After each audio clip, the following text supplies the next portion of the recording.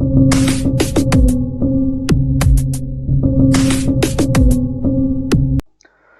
friends, welcome to my channel Studies. আজি মই আপোনালোকলৈ পুনৰ 50টা কোৱেশ্চন লৈ আহিছো। এই মাৰাথন সেশনৰ 50টা কোৱেশ্চন চাই আপোনালোকে ভাল পাব বুলি আশা কৰিছো। গতিকে বিলম্ব নকৰি ফ্ৰেন্ডছ আজি সেশনৰ মূল অংশ লৈ আহিছো আৰু আজি প্ৰথম প্ৰশ্নটো হৈছে নিম্নলিখিত কোনটো ৰাষ্ট্ৰসংঘৰ চৰকাৰী ভাষা নহয়? ইয়াত অপচন দিয়া আছে চাইনিজ, আৰবিক, স্পেনিছ আৰু ইটালিয়ান। ইয়াৰ শুদ্ধ উত্তৰটো হ'ব অপচন ডি। ইটালিয়ানটো ৰাষ্ট্ৰসংঘৰ চৰকাৰী ভাষা নহয়। ৰাষ্ট্ৰসংঘত সৰ্বমুঠ 6টা চৰকাৰী ভাষা আছে। এই ভাষাকেইটা হৈছে চাইনিজ, আৰবিক, স্পেনিছ, তাৰপৰা ইংলিছ, ফ্ৰেঞ্চ আৰু ৰাছিয়ান। এই 6টা চৰকাৰী ভাষা আছে। ইয়াৰ পাছৰ প্ৰশ্নটো হৈছে কোনবিধ ধাতু পৃথিৱীৰ খোলাটোত আটাইতকৈ বেছিকৈ পোৱা যায় সেয়া সুধিছে। ইয়াৰ শুদ্ধ উত্তৰটো হ'ব অপচন চি। এলুমিনিয়াম পৃথিৱীৰ খোলাটোত আটাইতকৈ বেছিকৈ পোৱা যায়। বক্সাৰ যুদ্ধ কেতিয়া হৈছিল সেইটো সুধিছে। ইয়াৰ শুদ্ধ উত্তৰটো হ'ব অপচন বি। 1764 খ্ৰীষ্টাব্দত বক্সাৰ যুদ্ধ হৈছিলে আৰু এই যুদ্ধত ইষ্ট ইণ্ডিয়া কোম্পানীয়ে বংগৰ নবাব, তাৰপৰা অযোধ্যাৰ নবাব আৰু মোগল সম্ৰাটৰ সন্মিলিত বাহিনীক পৰাজিত কৰিছিলে। অন্যহাতে 1757 খ্ৰীষ্টাব্দত আন এখন গুৰুত্বপূৰ্ণ যুদ্ধ হৈছিল, সেয়া আছিল বেটেল অফ পলাচী বা পলাচী যুদ্ধ। গতিকে ইয়াত শুদ্ধ উত্তৰটো হ'ব অপচন বি 1764। মহাত্মা গান্ধীৰ ৰাজনৈতিক গুৰু কোন আছিল সেয়া সুধিছে। ইয়াৰ শুদ্ধ উত্তৰটো হ'ব অপচন বি গোপাল কৃষ্ণ গোখলে। সোণালী বিপ্লৱ কাৰ সৈতে জড়িত সেইটো সুধিছে। ইয়াৰ শুদ্ধ উত্তৰটো হ'ব অপচন এ হৰ্টিকালচাৰ। হৰ্টিকালচাৰ বা মৌ পালনৰ সৈতে সোণালী বিপ্লৱ জড়িত হয়। অন্যহাতে জুট বা মৰাপাটৰ সৈতে যিটো বিপ্লৱ জড়িত সেয়া হৈছে গল্ডেন ফাইবাৰ ৰিভলিউশ্যন। এইটো ইম্পৰ্টেণ্ট হয়, মনত ৰাখিব। আপোনালোকক যদি গল্ডেন ফাইবাৰ ৰিভলিউশ্যন কি বুলি সোধে বা গল্ডেন ফাইবাৰ ৰিভলিউশ্যন কাৰ সৈতে জড়িত বুলি সোধে তেতিয়া আপোনালোকে জুট লিখিব। কিন্তু গল্ডেন ৰিভলিউশ্যন কি বুলি যদি সোধে তেতিয়া আপোনালোকে হৰ্টিকালচাৰ বা মৌ পালন বুলি লিখিব। ইয়াৰ পাছৰ প্ৰশ্নটো হৈছে কোনে উত্তৰ মেৰুত প্ৰথমবাৰলৈ উপস্থিত হৈছিল সেইটো সুধিছে। ইয়াৰ শুদ্ধ উত্তৰটো হ'ব অপচন বি। ৰবাৰ্ট পেৰীয়ে উত্তৰ মেৰুত প্ৰথমবাৰলৈ উপস্থিত হৈছিল। অন্যহাতে আপোনালোকক যদি সোধে দক্ষিণ মেৰুত উপস্থিত হোৱা প্ৰথমজন ব্যক্তি কোন তেতিয়া আপোনালোকে লিখিব ৰনাল্ড এমানছন। ইয়াৰ পাছৰ প্ৰশ্নটো হৈছে বিভৱ ভেদৰ এছআই এককটো সুধিছে। ইয়াৰ শুদ্ধ উত্তৰটো হ'ব অপচন বি। বিভৱ ভেদ বা পটেনচিয়েল ডিফাৰেন্সৰ এছআই একক হৈছে ভল্ট। ভাৰতৰ আটাইতকৈ বেছি বক্সাইট ক'ত উৎপন্ন হয় সেয়া সুধিছে। ইয়াৰ শুদ্ধ উত্তৰটো হ'ব অপচন বি। উৰিষ্যাত ভাৰতবৰ্ষৰ ভিতৰত আটাইতকৈ বেছি বক্সাইট উৎপাদন হয়। অসমৰ সিংহ পুৰুষ বা লায়ন মেন বুলি কাক কোৱা হয়? ইয়াৰ শুদ্ধ উত্তৰটো হ'ব অপচন চি। ৰাধা গোবিন্দ বৰুৱাদেৱক লায়ন মেন অৱ আছাম বা অসমৰ সিংহ পুৰুষ বুলি কোৱা হয়। ভোগেশ্বৰ বৰুৱাই কেতিয়া এছিয়ান গেমছত পদক লাভ কৰিছিল সেইটো সুধিছে। ইয়াৰ শুদ্ধ উত্তৰটো হ'ব অপচন ডি 1966। 1966 চনত বেংককত হোৱা এছিয়ান গেমছত ভোগেশ্বৰ বৰুৱাই সোণৰ পদক লাভ কৰিবলৈ সক্ষম হৈছিল আৰু ভোগেশ্বৰ বৰুৱাৰ জন্মদিনটো অৰ্থাৎ 3 ছেপ্টেম্বৰৰ দিনটো সমগ্ৰ অসমতে অভিৰুচি ক্ৰীড়া দিৱস হিচাপে পালন কৰা হয়। ভাৰতবৰ্ষত কিমানখন ৰাজ্যত বিধান পৰিষদ বা লেজিসলেটিভ কাউন্সিল আছে সেইটো সুধিছে। ইয়াৰ শুদ্ধ উত্তৰটো হ'ব অপচন চি 6খন ৰাজ্যত বিধান পৰিষদ বা লেজিসলেটিভ কাউন্সিল আছে। এই ৰাজ্যকেইখনৰ নাম মনত ৰাখিবলৈ আপোনালোকে এটা নিউমনিক্স মনত ৰাখিব পাৰে, সেইটো হৈছে বুটকাম। বিহাৰ, উত্তৰ প্ৰদেশ, তেলেংগানা, কৰ্ণাটকা, অন্ধ্ৰপ্ৰদেশ আৰু মহাৰাষ্ট্ৰ এই 6খন ৰাজ্যত বৰ্তমান সময়ত বিধান পৰিষদ আছে। অসমীয়া গদ্য সাহিত্যৰ পিতৃপুৰুষ বুলি কাক জনা যায় সেয়া সুধিছে। ইয়াৰ শুদ্ধ উত্তৰটো হ'ব অপচন এ ভট্টদেৱক অসমীয়া গদ্য সাহিত্যৰ পিতৃপুৰুষ বুলি জনা যায়। অন্যহাতেদি ৰাম সৰস্বতীক অসমীয়া ব্যাস বুলি কোৱা হয়, কিয়নো তেওঁ মহাভাৰতৰ প্ৰথম 10টা পৰ্ব অসমীয়ালৈ অনুবাদ কৰিছিল। তদুপৰি শংকৰদেৱে কীৰ্তন ঘোষা ৰচনা কৰিছিল আৰু মাধৱদেৱে নামঘোষা ৰচনা কৰিছিল। ইয়াত শুদ্ধ উত্তৰটো হ'ব ভট্টদেৱ। অসমৰ হস্তিতাঁত শিল্প ক'ত আছে সেয়া সুধিছে। ইয়াৰ শুদ্ধ উত্তৰটো হ'ব অপশ্যন বি বৰপেটাত হস্তিতাঁত শিল্প বা আইভৰি কাৰ্ভিং আছে। বৰগীতসমূহ কি ভাষাত ৰচনা কৰা হৈছিল সেইটো সুধিছে। ইয়াৰ শুদ্ধ উত্তৰটো হ'ব অপশ্যন ডি ব্ৰজাৱলী ভাষাত বৰগীতসমূহ ৰচনা কৰা হৈছিল। অন্যহাতে এই বৰগীতসমূহ মহাপুৰুষ শ্ৰীমন্ত শংকৰদেৱ আৰু শ্ৰী শ্ৰী মাধৱদেৱে ৰচনা কৰিছিল। শংকৰদেৱে সৰ্বমুঠ ৰচনা কৰা বৰগীতৰ সংখ্যা হৈছে 34টা। তেওঁ আৰু বহুতো বৰগীত ৰচনা কৰিছিল, কিন্তু সেইবোৰ কালক্ৰমত জ্বলি পেলাই হেৰাই গ'ল। অন্যহাতে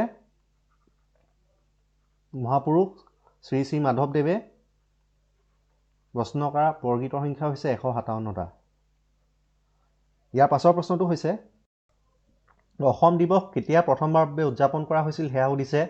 ইয়াৰ শুদ্ধ উত্তৰটো হ'ব অপশ্যন চি 1996 চনত প্ৰথমবাৰৰ বাবে অসম দিৱস উদযাপন কৰা হৈছিল আৰু 2 ডিচেম্বৰৰ দিনটো অসম দিৱস হিচাপে উদযাপন কৰা হয়। কেতিয়া অসমৰ ৰাজধানী শ্বিলঙৰ পৰা দিছপুৰলৈ স্থানান্তৰিত কৰা হৈছিল সেইটো সুধিছে। ইয়াৰ শুদ্ধ উত্তৰটো হ'ব অপশ্যন চি 1973 চনত অসমৰ ৰাজধানী শ্বিলঙৰ পৰা দিছপুৰলৈ স্থানান্তৰিত কৰা হৈছিল। ইউৰোপৰ আটাইতকৈ দীঘল নদীখনৰ নাম সুধিছে। ইয়াৰ শুদ্ধ উত্তৰটো হ'ব অপশ্যন চি ভলগা হৈছে ইউৰোপৰ আটাইতকৈ দীঘল নদী আৰু এই নদীখন মূলতঃ ৰাছিয়াৰ মাজেদি বৈ গৈছে। ভাস্কৰ বৰ্মনে হৰ্ষবৰ্ধনলৈ কাক দূত হিচাপে পঠাইছিল? ইয়াৰ শুদ্ধ উত্তৰটো হ'ব অপশ্যন বি হংসবেগ। হংসবেগক ভাস্কৰ বৰ্মনে হৰ্ষবৰ্ধনলৈ দূত হিচাপে পঠাইছিল। বায়ুমণ্ডলৰ চাপ জুখিবলৈ ব্যৱহাৰ কৰা যন্ত্ৰবিধৰ নাম সুধিছে। ইয়াৰ শুদ্ধ উত্তৰটো হ'ব বেৰমিটাৰ। বেৰমিটাৰক বায়ুমণ্ডলৰ চাপ জুখিবৰ বাবে ব্যৱহাৰ কৰা হয়। আৰু আপোনালোকক যদি সোধে বেৰমিটাৰ কোনে আৱিষ্কাৰ কৰিছিল, তেতিয়া আপোনালোকে লিখিব টৰিছেলি। টৰিছেলিয়ে বেৰমিটাৰ আৱিষ্কাৰ কৰিছিলে।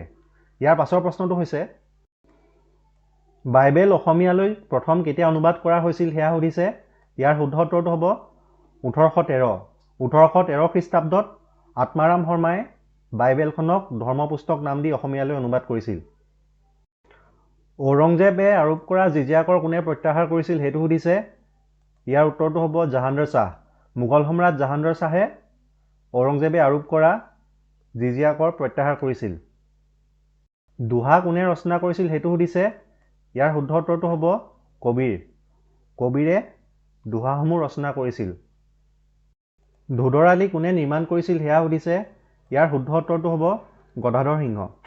গদাধৰ সিংহই ধোদৰ আলি নিৰ্মাণ কৰিছিল আৰু এই ধোদৰ আলিৰ দৈৰ্ঘ্য হৈছে প্ৰায় 185 কিলোমিটাৰ। কোনখন ঠাইক অসমৰ মানচেষ্টাৰ বুলি কোৱা হয়? ইয়াৰ শুদ্ধ উত্তৰটো হ'ব শুৱালকুছি। শুৱালকুছিক অসমৰ মানচেষ্টাৰ বুলি কোৱা হয়। বিশ্ব বেংক বা ৱৰ্ল্ড বেংকৰ মুখ্য কাৰ্যালয় ক'ত আছে সেইটো সুধিছে। ইয়াৰ শুদ্ধ উত্তৰটো হ'ব ৱাশ্বিংটন DC। আমেৰিকা যুক্তৰাষ্ট্ৰৰ ৱাশ্বিংটন DCত বিশ্ব বেংকৰ মুখ্য কাৰ্যালয় আছে। ঠিক সেইদৰে IMF বা ইণ্টাৰনেশ্যনেল মনিটাৰী ফাণ্ডৰ মুখ্য কাৰ্যালয়ো ৱাশ্বিংটন DCতে আছে। দূৰদৃষ্টিদোষ বা মায়োপিয়াৰ বাবে আমি কি লেন্স ব্যৱহাৰ কৰোঁ সেইটো সুধিছে। ইয়াৰ শুদ্ধ উত্তৰটো হ'ব কনকেভ লেন্স। মায়োপিয়া হ'লে আমি কনকেভ লেন্স বা অৱতল লেন্স ব্যৱহাৰ কৰোঁ। অন্যহাতে আমাৰ যদি নিকট দৃষ্টিদোষ হয়, মানে আমি যদি ওচৰৰ বস্তু যেতিয়া নেদেখোঁ, তেতিয়া কনভেক্স লেন্স বা উত্তল লেন্স ব্যৱহাৰ কৰা হয়। নিউট্ৰন কোনে আৱিষ্কাৰ কৰিছিল সেইটো সুধিছে। ইয়াৰ শুদ্ধ উত্তৰটো হ'ব চাডউইক। বিজ্ঞানী জেমছ চাডউইকে নিউট্ৰন আৱিষ্কাৰ কৰিছিল। কোনবিধ ধাতুৰ গলনাংক বা মেল্টিং পইণ্ট আটাইতকৈ বেছি হয় সেইটো সুধিছে। ইয়াৰ শুদ্ধ উত্তৰটো হ'ব টাংষ্টেন। টাংষ্টেনৰ মেল্টিং পইণ্ট বা গলনাংক আটাইতকৈ বেছি হয়।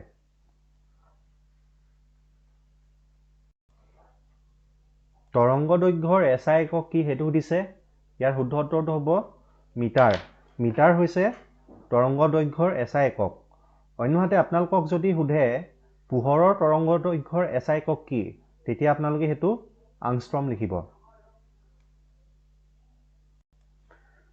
কোনবিধ অধাতুৰ গলনাংক আটাইতকৈ বেছি সেয়া সুধিছে। ইয়াৰ শুদ্ধ উত্তৰটো হ'ব কাৰ্বন। অধাতুসমূহৰ ভিতৰত কাৰ্বনৰ যি গলনাংক সেয়া আটাইতকৈ বেছি। ইয়াৰ গলনাংক হৈছে 4100 ডিগ্ৰী চেলচিয়াছ। অন্যহাতে ধাতুসমূহৰ ভিতৰত টাংষ্টেঙৰ গলনাংক আটাইতকৈ বেছি হয়। এইটো মই আপোনালোকক কৈ আহিছিলোঁ।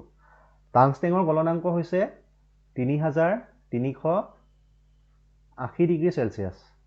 এতিয়া যদি আপোনালোকৰ প্ৰশ্ন দিয়ে কাৰ গলনাংক আটাইতকৈ বেছি আৰু তাত যদি কাৰ্বন আৰু টাংষ্টেন দুয়োটাই দিয়া থাকে তেতিয়া আপোনালোকে কাৰ্বন লিখিব লাগিব। এইটো ইম্পৰ্টেণ্ট কুৱেশ্যন হয়, মই সেইকাৰণে পুনৰবাৰ আপোনালোকক কৈ দিছোঁ, এইটো মনত ৰাখি ল'ব। ইয়াৰ পাছৰ প্ৰশ্নটো হৈছে জুই নুমুৱাবলৈ কোনবিধ গেছ ব্যৱহাৰ কৰা হয়? ইয়াৰ শুদ্ধ উত্তৰটো হ'ব কাৰ্বন ডাই অক্সাইড। কাৰ্বন ডাই অক্সাইড জুই নুমুৱাবৰ বাবে ব্যৱহাৰ কৰা হয়। জাৰ্মান চিলভাৰৰ উপাদানবোৰৰ বিষয়ে সুধিছে। ইয়াৰ শুদ্ধ উত্তৰটো হ'ব অপশ্যন এ, কপাৰ, জিংক আৰু নিকেল। বিশ্বৰ সৰ্বাধিক কফি উৎপাদনকাৰী ৰাষ্ট্ৰখনৰ নাম সুধিছে। ইয়াৰ শুদ্ধ উত্তৰটো হ'ব ব্ৰাজিল। সমগ্ৰ বিশ্বৰ ভিতৰত ব্ৰাজিলত আটাইতকৈ বেছি কফি উৎপাদন হয়। প্ৰাচীন কামৰূপৰ ৰজাসকলৰ ৰাজকীয় প্ৰতীক কি আছিল সেইটো সুধিছে। ইয়াৰ শুদ্ধ উত্তৰ হ'ব অপশ্যন বি, এলিফেণ্ট বা হাতী প্ৰাচীন কামৰূপৰ ৰজাসকলৰ ৰাজকীয় প্ৰতীক আছিল। মৃত্যু বাহিনী কোনে গঠন কৰিছিল সেয়া সুধিছে। ইয়াৰ শুদ্ধ উত্তৰটো হ'ব পুষ্পলতা দাস। পুষ্পলতা দাসে 42ৰ ভাৰত ত্যাগ আন্দোলনৰ সময়ছোৱাত মৃত্যু বাহিনী গঠন কৰিছিল। পুষ্পলতা দাস আছিল অমিয় কুমাৰ দাসৰ পত্নী আৰু অমিয় কুমাৰ দাসে মহাত্মা গান্ধীৰ আত্মজীৱনী মাই এক্সপেৰিমেণ্টছ উইথ ট্ৰুথখন অসমীয়ালৈ মোৰ সত্য অন্বেষণৰ কাহিনী নাম দি পেলাই অনুবাদ কৰিছিল। গতিকে ইয়াত শুদ্ধ উত্তৰটো হ'ব পুষ্পলতা দাস। এভাৰেষ্টত আৰোহণ কৰা প্ৰথমজন অসমীয়া ব্যক্তিৰ নাম সুধিছে। ইয়াৰ শুদ্ধ উত্তৰটো হ'ব অপশ্যন বি, তৰুণ শইকীয়া। তলৰ কোনবিধ ৰোগ ভাইৰাছৰ দ্বাৰা নহয়? ইয়াত কিছুমান বেমাৰ নাম দিয়া আছে আৰু সুধিছে কোনবিধ ভাইৰাছৰ দ্বাৰা নহয়। ইয়াৰ শুদ্ধ উত্তৰটো হ'ব অপশ্যন বি, এনথ্ৰাক্স। এনথ্ৰাক্স ৰোগবিধ ভাইৰাছৰ দ্বাৰা নহয়। ই এবিধ বেক্টেৰিয়েল ডিজিজ বা বেক্টেৰিয়াৰ পৰা হোৱা ৰোগ বুলি আমি ইয়াক ক'ব পাৰোঁ। অন্যহাতে ইবলা, চিকেন পক্স, মাম্পছ এই সকলোবোৰ ৰোগ ভাইৰাছৰ দ্বাৰা হয়। ভাৰতৰ উচ্চতম বান্ধবিধৰ নাম সুধিছে। ভাৰতৰ আটাইতকৈ হায়েষ্ট ডেমটোৰ নাম হৈছে তেহৰী ডেম। এই তেহৰী ডেম উত্তৰাখণ্ডত আছে আৰু ভাগীৰথী নদীৰ ওপৰত এই তেহৰী ডেম নিৰ্মাণ কৰা হৈছে। গতিকে ইয়াত শুদ্ধ উত্তৰটো হ'ব option D, Tehri dam. Mughal দৰবাৰৰ ৰাজভাষা কি আছিল? ইয়াৰ শুদ্ধ উত্তৰটো হ'ব পাৰ্চিয়ান। পাৰ্চী ভাষা মোগল দৰবাৰৰ ৰাজভাষা আছিল। বন্দে মাতাৰাম গীতটো কোনে ৰচনা কৰিছিল সেইটো সুধিছে। ইয়াৰ শুদ্ধ উত্তৰ হ'ব অপশ্যন বি, বংকিম চন্দ্ৰ চেটাৰ্জী। আৰু এই বন্দে মাতাৰাম গীতটি বেংগলী ভাষাত ৰচনা কৰা হৈছিল। বিশ্বৰ সৰ্বাধিক মৰাপাট উৎপাদনকাৰী ৰাষ্ট্ৰখনৰ নাম সুধিছে। ইয়াৰ শুদ্ধ উত্তৰটো হ'ব অপশ্যন এ, ভাৰত। ভাৰতত সমগ্ৰ বিশ্বৰ ভিতৰত সৰ্বাধিক মৰাপাট উৎপাদন হয় আৰু ভাৰতবৰ্ষৰ ভিতৰত পশ্চিমবংগত আটাইতকৈ বেছি মৰাপাট উৎপন্ন হয়। ইয়াৰ পাছৰ প্ৰশ্নটো হৈছে ৰাষ্ট্ৰসংঘৰ প্ৰধান অংগ কেইটা সেইটো সুধিছে। ইয়াৰ শুদ্ধ উত্তৰটো হ'ব অপশ্যন ডি, 6। সৰ্বমুঠ 6টা অংগ ৰাষ্ট্ৰসংঘত আছে। সেইকেইটা হ'ল জেনেৰেল এছেম্বলি বা সাধাৰণ পৰিষদ, ছিকিউৰিটি কাউন্সিল বা নিৰাপত্তা পৰিষদ, তাৰপিছত ছেক্ৰেটেৰিয়েট বা সচিবালয়, ট্ৰাষ্টলেটিভ কাউন্সিল বা ন্যাসৰক্ষী পৰিষদ, ইকনমিক এণ্ড ছ'চিয়েল কাউন্সিল, অৰ্থনৈতিক আৰু সামাজিক পৰিষদ আৰু ICJ বা ইণ্টাৰনেশ্যনেল কোৰ্ট অফ জাষ্টিচ বা আন্তৰ্জাতিক ন্যায়ালয়। এই সৰ্বমুঠ 6টা প্ৰধান অৰ্গেন UNO বা ৰাষ্ট্ৰসংঘত আছে। অসম বিধানসভাৰ সদস্য সংখ্যা কিমান সেয়া সুধিছে। ইয়াৰ শুদ্ধ উত্তৰটো হ'ব অপশ্যন বি, 126। অৰুণোদয় প্ৰকাশ কেতিয়া হৈছিল সেইটো সুধিছে। ইয়াৰ শুদ্ধ উত্তৰটো হ'ব 1846। 1846 খ্ৰীষ্টাব্দত প্ৰথমবাৰৰ বাবে অৰুণোদয়খন প্ৰকাশ কৰা হৈছিল আৰু বেপ্টিষ্ট মিছনেৰীসকলে প্ৰথম অসমীয়া সংবাদপত্ৰ অৰুণোদয় প্ৰকাশ কৰিছিল। ইয়াৰ প্ৰথম সম্পাদক বা এডিটৰ আছিল নাথান ব্ৰাউন।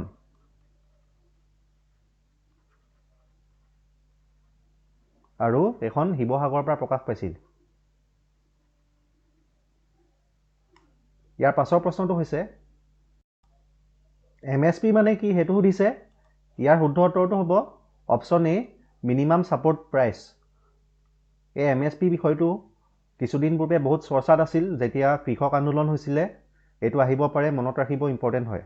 MSP মানে হৈছে মিনিমাম ছাপোৰ্ট প্ৰাইচ বা ন্যূনতম সমৰ্থন মূল্য।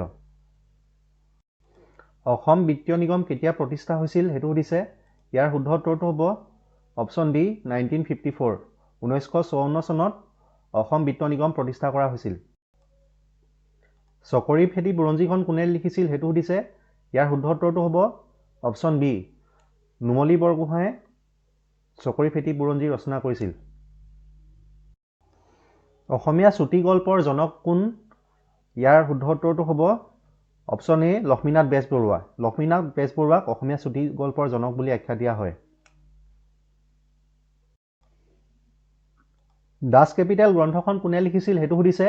ইয়াৰ শুদ্ধ উত্তৰটো হ'ব option C Karl Marx. Karl মাৰ্কছে দাস কেপিটেল গ্ৰন্থখন ৰচনা কৰিছিল। তলৰ কোনবিধ গ্ৰীণহাউচ গেছ বা সেউজগৃহ গেছ নহয় সেইটো সুধিছে। ইয়াৰ শুদ্ধ উত্তৰটো হ'ব অপশ্যন ডি অক্সিজেন। অক্সিজেন এবিধ গ্ৰীণহাউচ গেছ নহয়। ফ্ৰেণ্ডছ, এইটো আছিল আজিৰ অন্তিমটো প্ৰশ্ন। আশা কৰিছোঁ আপোনালোকে আজিৰ প্ৰশ্নকেইটা চাই ভাল পালে।